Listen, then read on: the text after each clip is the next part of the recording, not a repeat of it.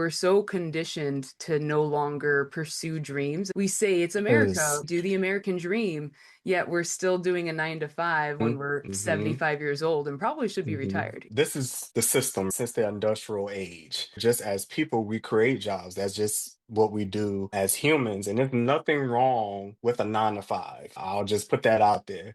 However, though, there are so many people, including myself, who put their dreams in the back pocket because we are trying to make a living, right? So we go down that pigeonhole of working a 9 to 5 and being burnt out for various reasons to the point to where now we don't have nothing left to give to our creative projects to pursue outside of the traditional 9 to 5 space. So This is Hustle Rebels, a podcast for people who know how to grind, but are starting to question the cost.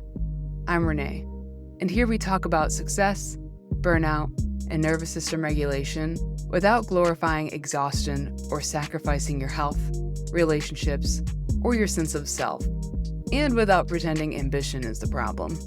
Let's get into it. Welcome back to Hustle Rebels. I'm your host, Renae, founder of Wayward Wellness Coaching, and today I am joined by Aaron Tisdale-Parker, also known as AT, who's a management consultant, former federal project manager, author, and someone who really sits at the intersection of structure and identity. What really stood out to me about Aaron is that he doesn't just talk about transformation in organizations. He also talks about what it actually looks like as a person. So when your roles shift, your identity starts to change, and you're trying to figure out who you are outside of what you do. So we're going to really get into burnout, identity, success, and what it actually means to evolve without losing yourself in the process. So, Aaron, welcome to the show. And thank you. why don't you introduce yourself a little bit to those who are listening? Thank you so much for the intro. Well, hello to everyone out there. I am Aaron Tisdale-Parker, formerly known as AT. I'll start with my origin. I am originally from South Carolina, the Low Country, King Street, small town. So I'm a country boy at heart. And around about 2015, I actually moved to the DMV area where I am now in Maryland. And that's when my life actually begun with a lot of transformations, a lot of lessons that came from those transformations. In my professional life, I have a very eclectic background. I've worked at Sonics, McDonald's, banks. I even washed dishes one time, which was probably one of the best jobs that I've had. And then I moved into more of a corporate role. I worked in nonprofit sectors, public sectors as well. And right now I'm at a consulting firm, but that's just the traditional professional space. Aside from that, I am a author. I'm also a writer and also a architect of legacy, which is just simply building legacy for those who are coming behind me and my family.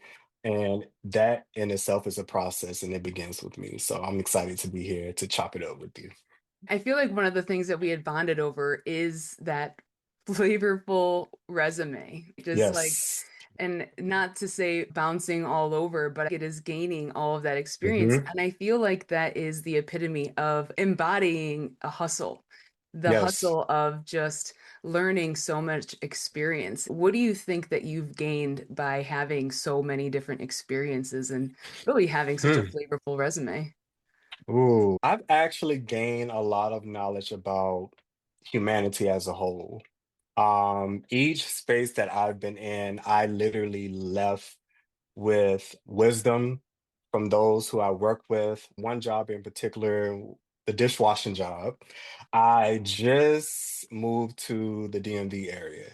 And at that time, there was a lot going on in 2015, and I was trying to find work. And so I applied for a position at the Baltimore Orioles Stadium, working in the suites and in the kitchen area, preparing, the suites with the food and things of that nature. And I was a dishwasher. And I remember working with a lot of like elderly folks. while I was working, I built that rapport and built that relationship, and they actually questioned why was I there at my young age washing dishes? Like, can you find better work? And I was like, well, work is work. Like, I have responsibilities, I have things that I need to, Got to pay your bills. yeah, need to pay bills. A job is a job, and I'm not a stranger to getting my hands dirty. But when I actually asked them, like, what led them to this job, a lot of the stories were, hey, I have responsibility to take care of. I have a family to provide for. I also asked them if you had the opportunity to actually do whatever it is that you actually wanted to do in your life or fulfill that dream, what would it be? And it's like, oh, go back to school, or I will actually become a nurse or a teacher or what have you. So the common thread in all of that is just everyday people sometimes, I don't want to say settle, but they take what they can get at that time because of various reasons. In this economy, it's hard to find work, or you're kind of forced into a situation where you just have to take any job that you can. And so I think the running theme in that is just the learning about people and their stories and their backgrounds and even their own legacy. What is it that they're living out that they will leave behind? And I've been very fortunate to still have those relationships to this day. So just connecting with people and just humanity itself across the board is what I've learned. Yeah, there's two things that I feel like you hit on that I want to address. And the first one is learning so much about humanity. And I always used to say that everyone should work some type of either retail or kitchen waitress job Hmm. because you learn so much in those types of professions or You really do. environments because you Yeah. have to adapt to an environment that is Yes. really difficult dealing with people in a certain manner, Yes. especially Yeah. waitressing, because I had waitresses my first job. You have to learn how to earn your tips when sometimes Yeah. people are like throwing their food at your face and you're I like, know. I it's know. okay, I'll go get you more, like with a smile. Yeah. Yeah. So it's really interesting to have to be people pleasing, which is, Right. another topic, but Hmm. at the same time working for your wage. And Right. the other thing that you hit on is people settling and then Mm. regretting it in their older age and then reflecting Yeah. back and being like, yeah, if I could do anything else, I would do X, Y, and Z.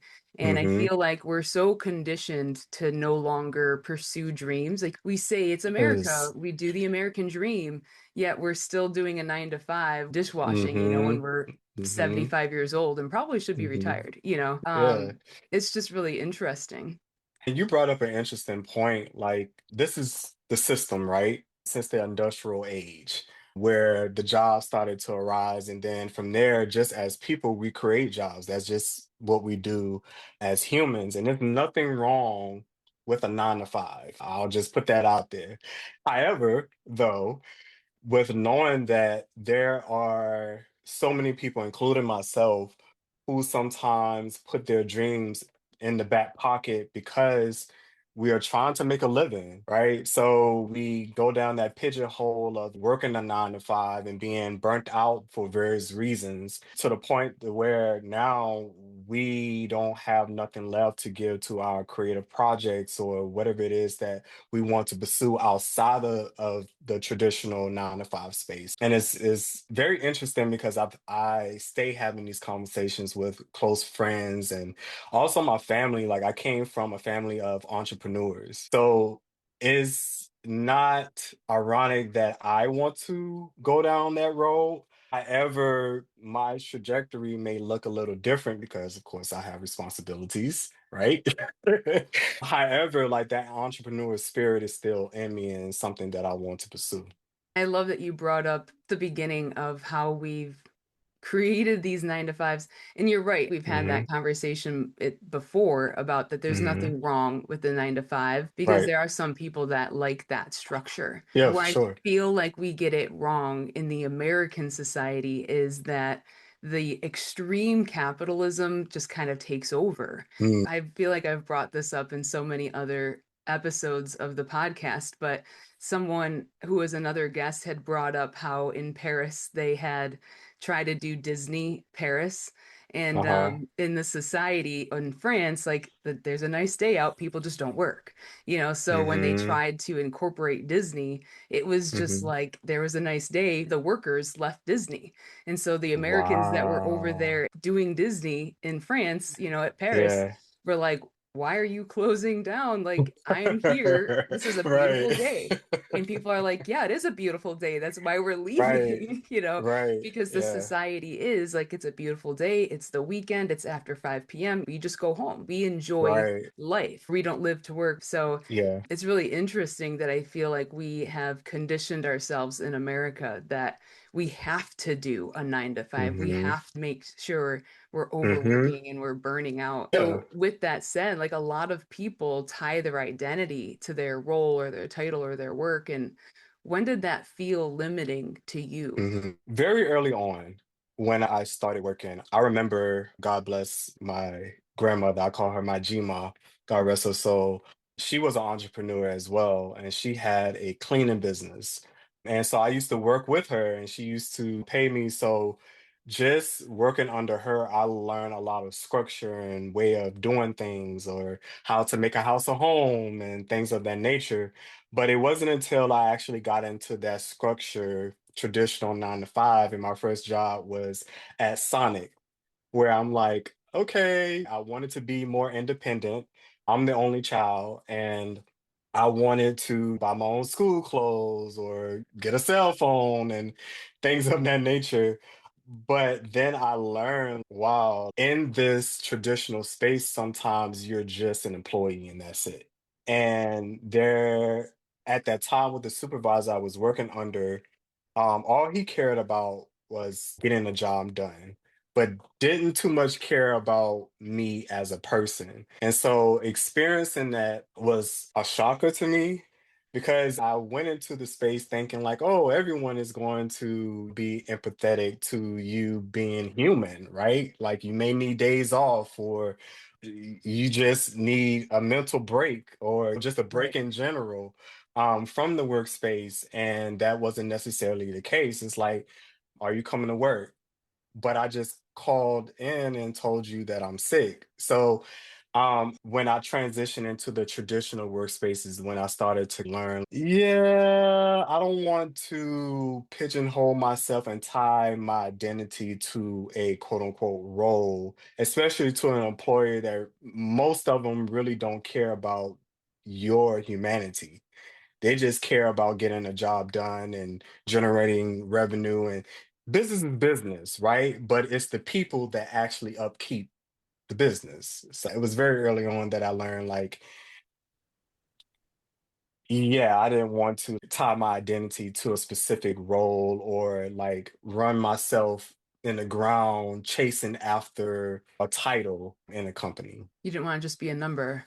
Yeah, especially in like big corporations, like you have an employee ID number for a reason, you Right. know?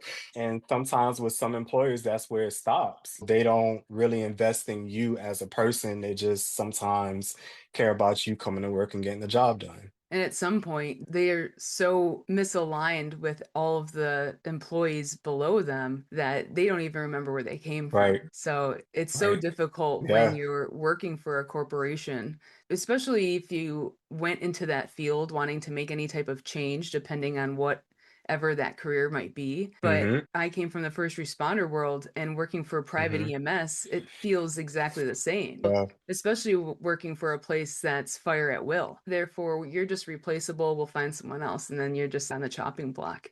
Yeah. And I've So had so many experiences where I done got fired over like just petty things, such as like, hey, I need time off, or I need to get off early. I've already done 12 hours. Why am I staying to do overtime where I have a personal life outside of this? I've been let go, of course, during COVID. Things change, and a lot of people can attest to this. A lot of people haven't been able to bounce back since then. Like a lot of Right. these folks out here are still looking for employment. Then, just recently, with my former position in the public sector, when the administration changed, that's when all hell broke loose with a lot of these agencies, mine in particular, where there was a lot of change management and the administration offering like buyouts. And that's when I had to make a difficult decision to pivot because it's like I understood what my employer were trying to do. They were trying to place me elsewhere so that I won't run the risk of getting laid off.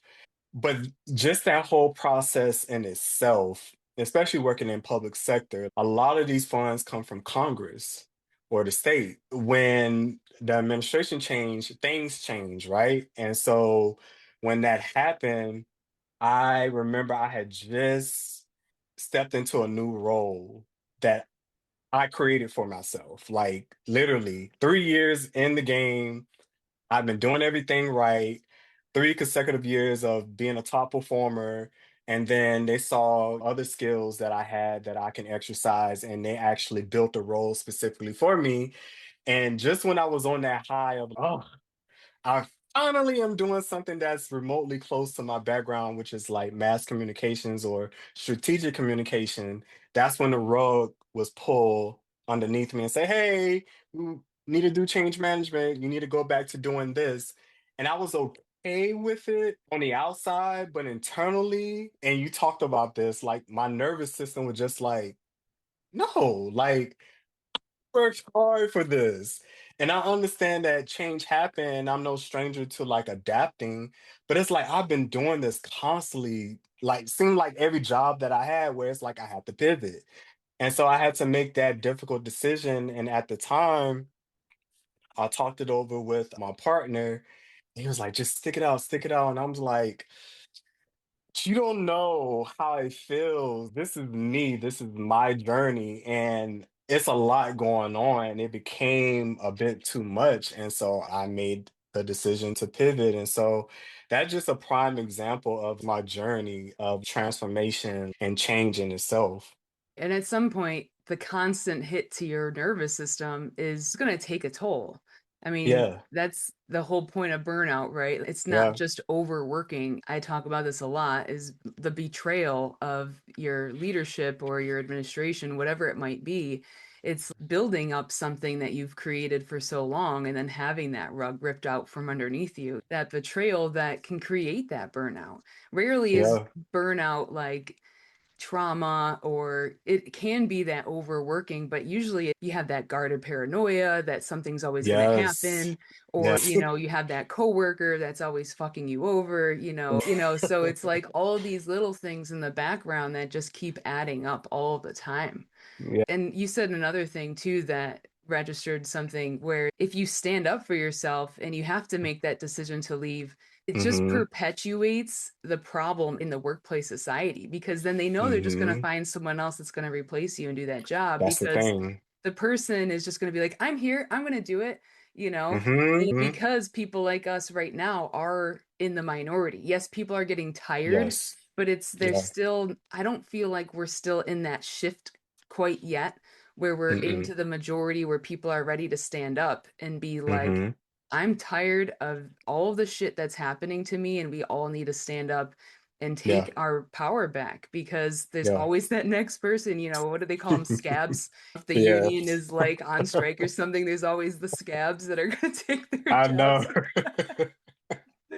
I know. I know. And that's the interesting thing about the modern day society. Work has evolved over time. Now, in most cases, we are able to work from home or remotely. And I love that. because that actually provides me more flexibility, not only just focus on work, but also things that's happening around me. Where some people they want to go into the office. Now you have the younger generation, what is it, alpha? I Keep keep up up. with it now. But now a lot of people are coming like social media influencers. A lot of people are starting their own businesses. And I actually live in a neighborhood which I love to have these mom and pop businesses where they're actually generating income for themselves. And it's great to see, but you're correct. Like the shift hasn't quite happened yet because a lot of us are still tied to the traditional way of working. And like I said before, there's nothing wrong with that because we all have responsibilities to take care of. But the problem comes in is when the burnout happens and that now you're taking work home and it's affecting you in your personal life. And that we all should be mindful of. Right. And I think the hardest thing is that there's the dichotomy of people wanting the change and they say that they want growth, but when Yeah. things start shifting and they're like Oof. resisting really hard, right? When Yeah. where do you see people really getting stuck the most? When change is happening, a lot of people are reluctant to change. I put myself on the cross. Like I crucify myself. And that's something that I had to learn. And maybe it's just in my Scorpio nature, because Scorpios are, and I'm into astrology a little bit. It's all about transformation. And we all have to experience that, right? Change is inevitable. And so a lot of people get stuck or they're at that crossroad where it's like now what. I've had several conversations with folks around me that was also working for the public sector that had to make that choice to leave or to find other work, or just because they've been working for X amount of years, now they're in a place where it's like, damn, I'm not this title anymore. Now what? And so that's when the real change happens because you're at that crossroad where you're figuring it out. And I say this all the time, transformation and change is not linear. It's messy.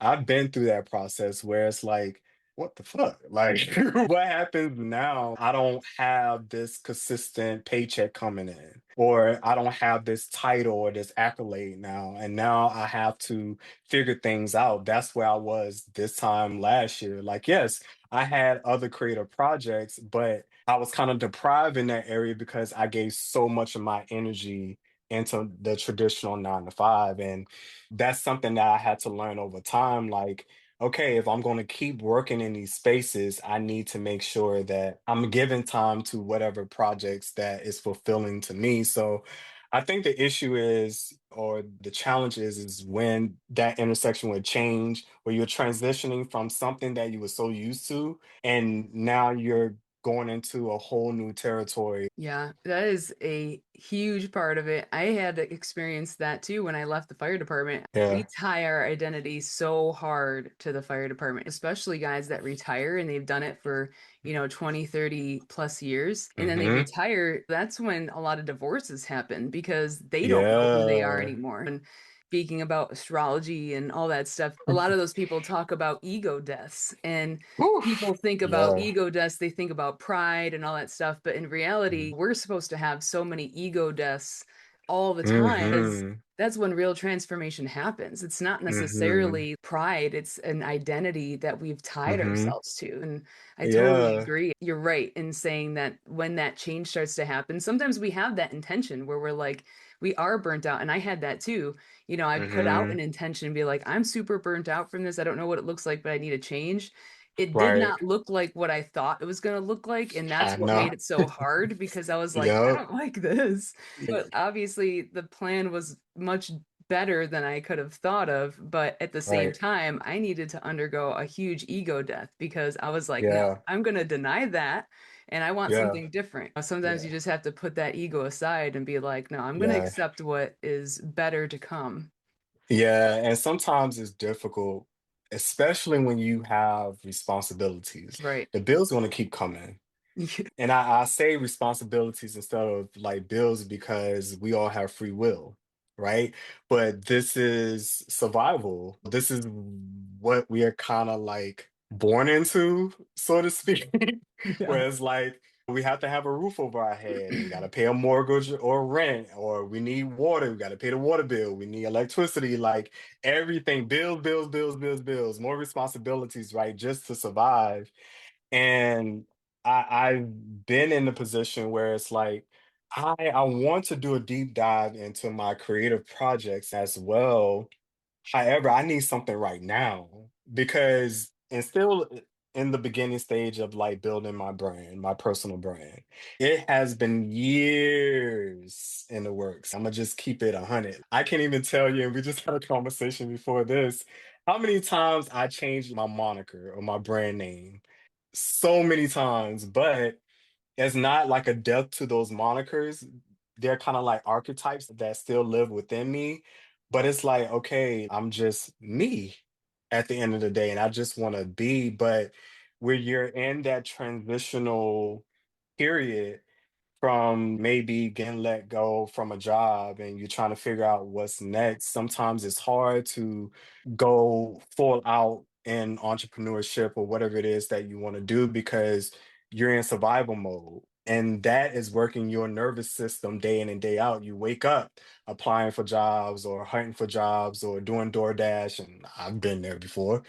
Heck, I just did DoorDash with my husband this week. Like, you get into that hustle mentality, and sometimes just doing that can be a burnout as well. I actually love that you had mentioned the evolution of your own brand because one thing I'm Yeah. learning, I'm not from an entrepreneur background at all. Mhm. I thought I was going to retire being a firefighter paramedic. So I never Wow. intended to be entrepreneur business, and my family is blue collar background. Mhm. There is nothing in my background that would ever entice me to want to be businesswoman, anything. So for me to go this route, I'm in the dark with a candle, be like, what am I doing Yeah. next?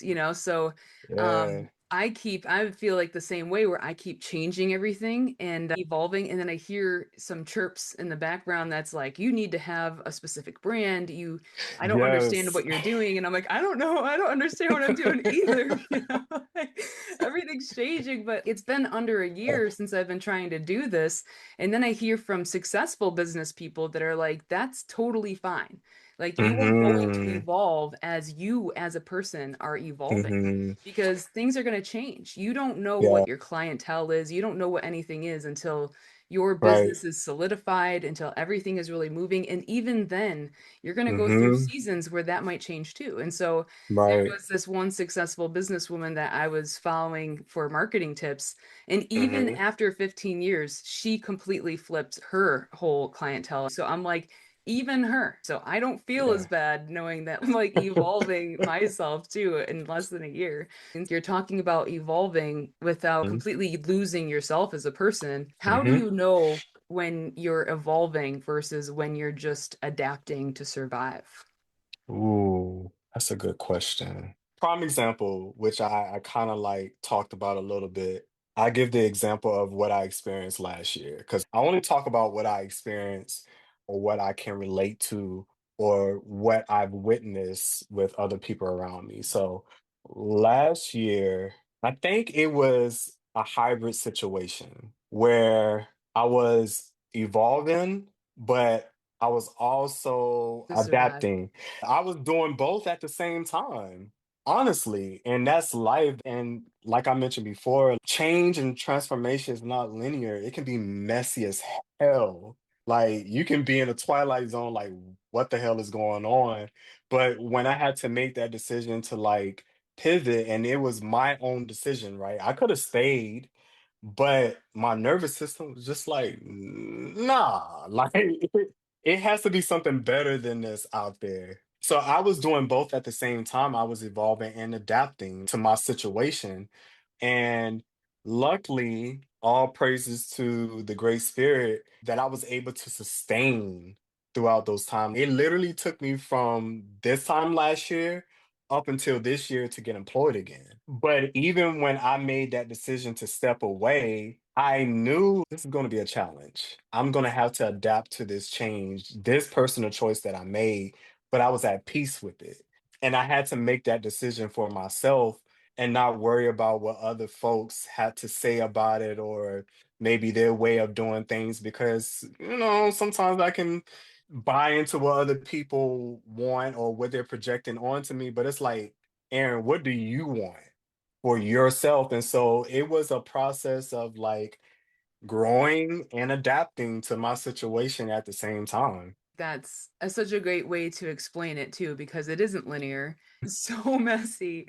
And Yeah. sometimes we get in our heads because we think that it has to be a certain way, when in Oof. reality, Yes. it's so many things just mashed together. And then we're Yeah. questioning ourselves and then we're ruminating and I feel Hmm. like as people that tend to be more on the hustle radar ruminate a lot and we overthink a lot because we're already overworking ourselves, so then Exactly. we're questioning Exactly. everything that we're doing, and then Yeah. at the same time we tend to force a lot of things too, because then we're like, Yes. if we're doing this and it's not working, then Yeah. something must be wrong with us. And if something's wrong with Yeah. us, then this whole project is wrong, and we throw Hmm. it out, it's like the baby's Right. out with the With bathwater. the bathwater, Yeah. right? People overemphasize ADHD all the time, but I think it's become Mm. like a societal thing where we're just like, if something's wrong with the project, then something's wrong with us, and therefore don't even try anymore. Ironically, I took these ADHD courses not too long ago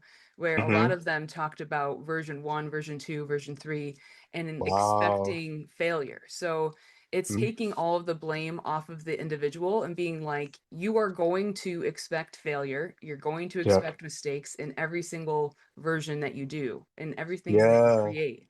With that, you take what didn't fail and what did fail, you fix Hmm. what did fail, and then you take Hmm. what didn't fail and just create the next version. And Yeah. it's so interesting because I think he worked with the rocket ships like Elon Hmm. Musk, but he talked about how they knew that the first rocket that was going to go up was going to fail. They knew that the next one was going to improve and the next one was going to improve. And here I Hmm. am, like, I can't even do my first program because no one's going to sign up for it, like uh, just destroying the ecosystem like with their rocket ships. They're like, who the fuck cares? Like, and I was just saying, I feel like we just get in our heads so often. Yeah, and I can attest to that. It's a uphill battle on a daily basis, some more than others, to like get out of my head. Stop overanalyzing everything, start picking apart everything. Prime example, like preparing for this. This is my first time being a guest on someone's platform, and I'm very appreciative of it. But when you reached out, I was like, oh, me? And then that's when that imposter syndrome starts setting in. And it's so crazy because it's like, oh, I went to school for mass communications, and one of my dream jobs was to be a radio personality. But that quickly fizzle out because it's kind of like you get hired to get fired, and it's the next best thing. But now you can do your own radio show through podcasts. But even when you gave the invitation and the consideration, I had to fight that imposter syndrome. I had to get out of my own head and just trust the process. And I believe in synchronicities because this wasn't the only example. One of my friends, and I think I was telling you this, he just launched her book, Just Be, shout out to Bahati Hart, my friend, my good mentor. Love you, girl. She actually debuted her first book, but it turned into a campaign, and it's a memoir about unmasking and becoming human again. And she wanted me to MC, and I was like, gosh. Mind you, I've done public speaking before, but my nerves get bad. I start over analyzing. I talk fast. I stumble over my words, and it's like, oh my God, like, ah. But I had to like really trust the process. And that was another synchronicity. Like, Aaron, you can actually like do this. You didn't hit me up just blindly, like you saw something that you connected with. My friend, she didn't just want me to be an MC blindly. She saw something in me and she trusted me with her vision, just like how you trusted me on your platform. So I can attest to it. It's a journey of learning how to get out of your own way. It's so hard getting out of your own way and then also stop forcing things to happen as well. It's like Yes. the hardest thing is those Yeah. things. It's actually something that I Hmm. put into my newsletter this past Hmm. week as well, because I've been decluttering my house over the last couple of weeks, and there was one Hmm. thing that I was decluttering, and I found this old bracelet that I had that had this really weird looking clasp, but I was like, oh, I'm gonna wear this. It has good memories. And so as I'm doing it, I'm trying to put the clasp together, and I was like, Mm-hmm. oh my God, this is the fucking dumbest clasp. I can't even get it together. And so I'm literally hyper focusing on it. And my boyfriend's On a like making fun of me that I'm hyper focusing on it. And I was like, fine, then you put it together, and he did it in a second. And I was like, how did you do that? And then he's like, you're forcing it. And I was like, oh my gosh. And he put it together. And mm, I was like, that is the easiest thing in the world. And and I wasn't hmm even high, like when I was doing it, and You're like doing thinking of these it. things, you'd think I'd be like acid tripping and like thinking of these Right. awesome universal ideas. But I was like, in Yeah. what other ways am I just forcing things that shouldn't be forced? And Mm-hmm. when I should allow things to just come together and the alignment will Right. just happen. The attraction will allow Yes. them to happen. I listened to this guy, David Bayer, and he says, nature doesn't need help. It just needs to not be Mm. interfered with. It just needs to be allowed to happen. And there's so many times where I'm Yeah. just like, I need it. I need to prove myself. I need to force it to happen. Yeah. And sometimes it Yeah. doesn't need to be proved. And sometimes it doesn't need to be muscled through. I don't know if you've ever felt that way. Yeah. I can write a book. I'm actually working on a memoir talking about like transformation and just what we were talking about, where I had to learn to stop forcing things. And I keep going back to this because it's most recent, what I experienced last year.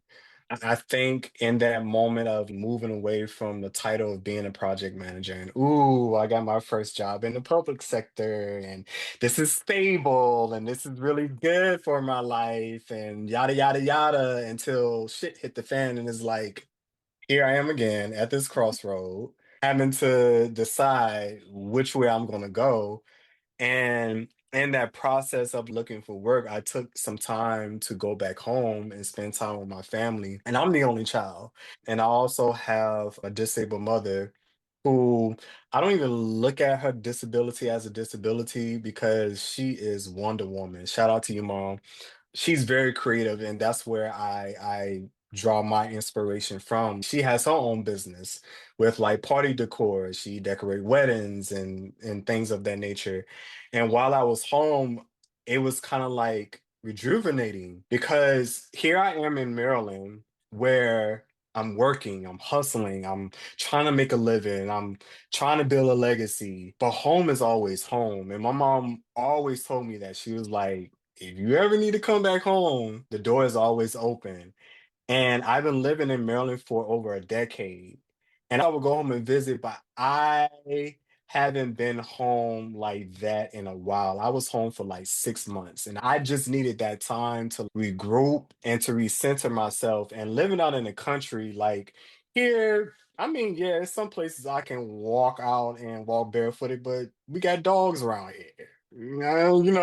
So being back at home, I really enjoy grounding myself, like literally barefoot earth, like the floor, like feeling that energy and being able to redo my mother's ramp, and I bonded with my uncle and just watching them grow older and me kind of like stepping into their positions as carrying the torch. And so, alongside with also applying for jobs, and it was at one point where it's just like day and night. Like I'm up applying for jobs. I'm on Indeed. I'm on LinkedIn. I'm reaching out to people. I'm using my network pool.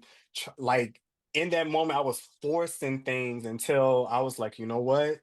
This is a moment which we was talking about. I'm growing and I'm changing. And I'm learning in this moment as I'm adapting to my new situation. And I had to say, you know what? I'm only going to apply for about 3 jobs, and I'm going to be very intentional about the jobs that I apply for because I want to leverage my skills and then also build on new skills as well. And so I literally set my intention to apply for only 3 jobs a day. Once that's done, I go about my day. Now, I had some interviews and I was excited about it, but even in that, I didn't want to get my hopes up because whether or not I was going to get a call back or anything, or sometimes I didn't receive any call back or feedback whatsoever. But in that moment, I rely heavy on my faith. I've been in this position before, and it always turned out well for me. What's going to be different now? And so that's when my paradigm started to shift, and it's like, enjoy this moment, be present with my family because I've been working all these years. And sometimes it's hard for us to take a vacation because work is so demanding. But that was that moment because of the decision that I made to pivot, I was able to be present. So, yeah, I've learned a lot from forcing myself. And then also, like, it happens. Like, I'm not perfect. I'm human. We all human. We all here, I believe, to learn out of life. You either learn or you repeat the cycle.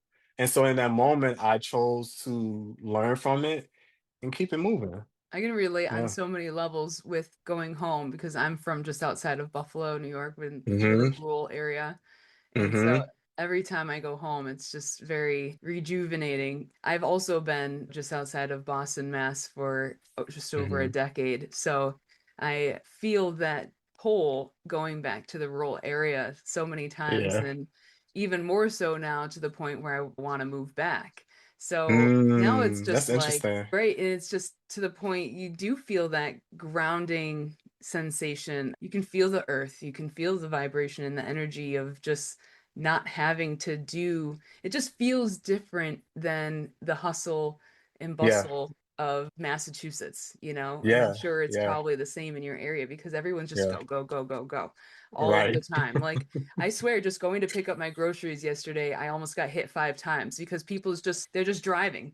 Like, no Yeah. one knows who is Yeah. around them. They're just driving. Like, it's just Yeah. insanity. People are just so on edge all the time in this All area. the And I go time. back home and people are just kind of Yeah. more like Sunday drivers, like it's Yeah, a yeah, and different. I'm a Sunday driver. It's so funny because my husband is from South Carolina as well. But, just living in a particular place at a certain length of time, you kind of pick up on the habits. Like here in a DMV, I will argue with anybody. We have the worst traffic ever. Like you literally have to drive for yourself and somebody else because of distractions. Like everyone is like on edge with everything. But when I go back home, it's very relaxed. Like people actually speak, even if they're in their car passing by, like they'll blow their horns. Here, that's foreign. If you blowing the horn, it's like road rage here, Yeah. So yeah, I can totally relate.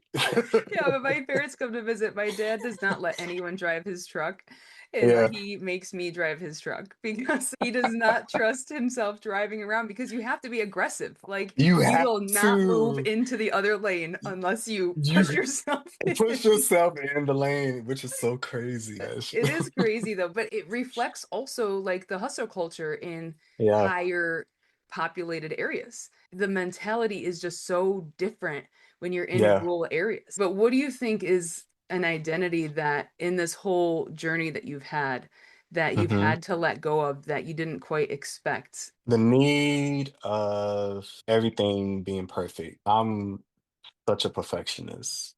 And that's unrealistic. And life shows me that every single time. And it was hard to get out of that mindset because I pride myself on whatever it is that I do or that I'm a part of. I want to make sure that I show up as my best self, right? Like what I put out is a representation of me. And that has been engraved in me through my family. Little do I know that also worked against me, in some areas of my life because it's like, oh, it has to be perfect. I don't have, like, for an example, oh, I can't do a podcast if I don't have podcast equipment. Hello, I got a phone. Just that simple, Right. right? I have AirPods and things of that nature. So just like letting go the identity of being perfect. And it's I watch a lot of like podcasts and a lot of folks that talk about spirituality on YouTube. And it's this guy that I follow that goes by the name of Dolo the Pilot. And he talks about everything under the sun, but just metaphysical stuff. Shout out to you, Dolo. He said something that was so profound. He was like, it's not about being perfect, it's perfecting your imperfections. And even in that, you're not perfect. That's unrealistic, but it's every day you strive to be better. Will you mess up? Hell yeah. Will you get it wrong sometimes? Yes. But this is the school of life. Like you're here to learn and extract those lessons and apply it and become better. I love that. So, Yeah. when you're actually starting to redefine success Hmm. for yourself, how do you redefine that success about yourself without feeling like you're screwing up all the time? Because it is that mindset that you have Mm, to start to hmm. change, but Yeah. you're going to start continually telling yourself, well, I'm screwing it up. I'm screwing it up. Yeah. Success to me now, because I used to think that success is things, right? And that may be true to some people. I feel like success is personal, but society has a structure of what success look like, right? But I've learned over time is that success to me is that each and every day that I'm given the opportunity to experience life. And I know that I'm not perfect. However, come on, taking the lessons that I've learned and applying that, that's where that wisdom, like you have to work the knowledge, that's what becomes wisdom. As long as I keep putting my best foot forward and figuring things out, because all I need is breath in my body and the ability to like move and have my being, that's enough for me. Everything else I can figure out. Everything is figure outable, if that's a word.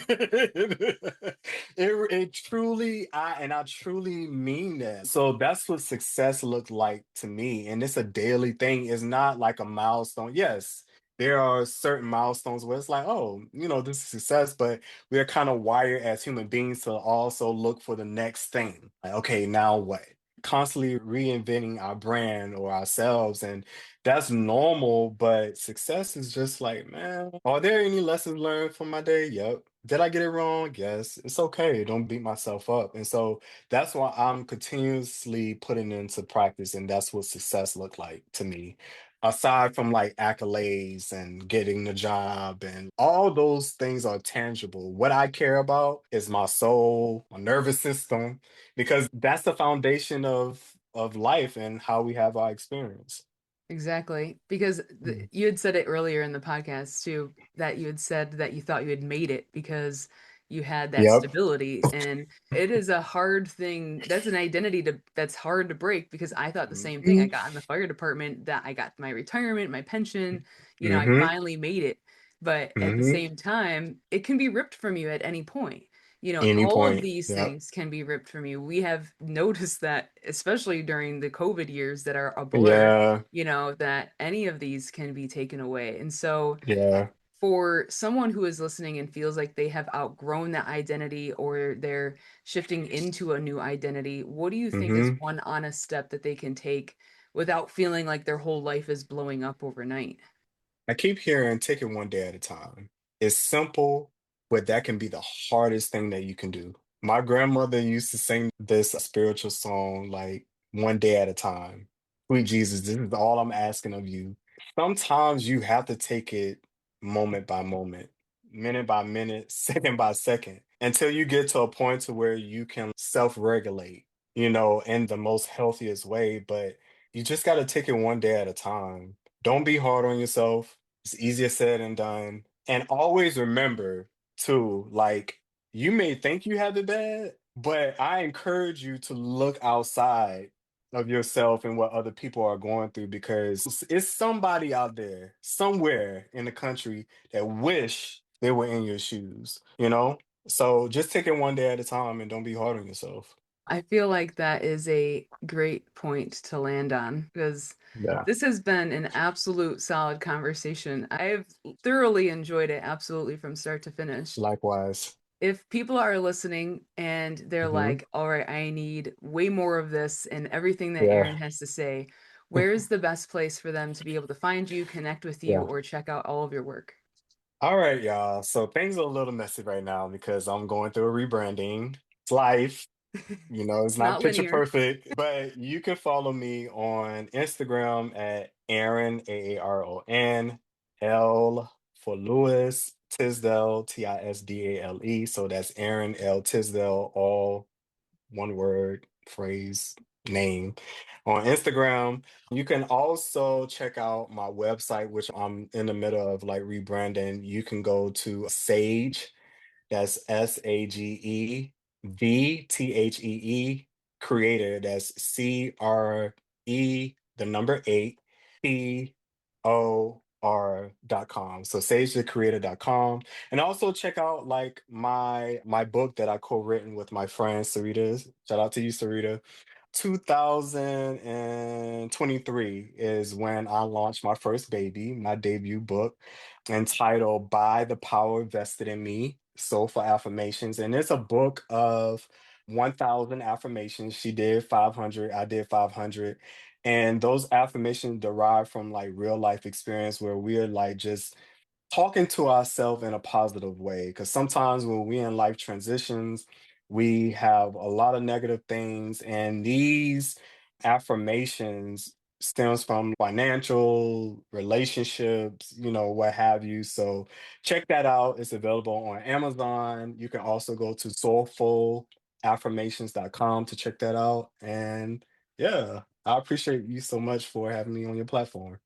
I love that book. I love the idea of that too. There's so Yeah. much science behind the fact of gratitude and Mm-hmm. affirmations, and that our Mm-hmm. bodies and our nervous systems listen to the Yeah. way that we speak to ourselves.